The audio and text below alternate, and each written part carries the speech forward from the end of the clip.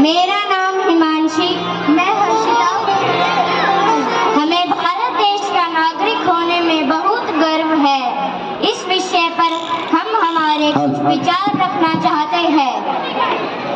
मैं उस देश की नागरिक हूँ जिसके होठों में गंगा और हाथों में तिरंगा है। वो देश कभी सत्यम शिवम सुंदरम, कभी वंदे मातरम और कभी पंजाब सिंध गुजरात मराठा द्रविड़ उत्कल बंगा है। मैं उस देश की नागरिक हूँ जो हर ठुकराए हुए की शरण स्थली बन जाता है और सात समंदर पार परदेशियों को भी अपने ब्रदर एंड सिस्टर कहकर बुलाता है। यही प्रेम की पूज्य भूमि भारतवर्ष कहलाता है, भारतवर्ष कहलाता है। मैं उस देश के नागरिक हूँ जहाँ छत्रपति शिवाजी जैसे महाराज और सम्राट अशोक जैसे राजा थे। मैं उस देश के नागरिक हूँ जहाँ हर 50 मील पर रंग रूप पहनावा और मजहब ही बदल जाता है।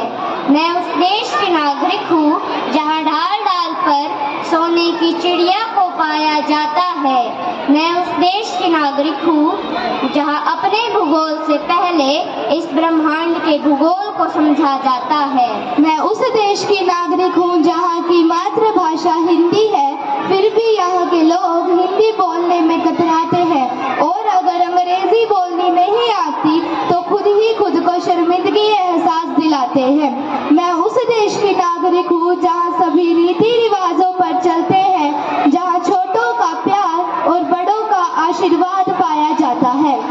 मैं उस देश की नागरिक हूँ जहाँ दादी नानी परियों की कहानी सुनाते हैं, तब खो जाती हूँ अपने सपनों की दुनिया में। मैं उस देश की नागरिक हूँ जिसकी गोदी में नौजवान खेलते हैं और हार भी मुझसे हार मान लेती है। मैं उस देश की नागरिक हूँ जहाँ अटल जी ने कहा है, भारत भूमि का टुकड़ा नहीं, जीता जागता राष्ट्र पुरुष है।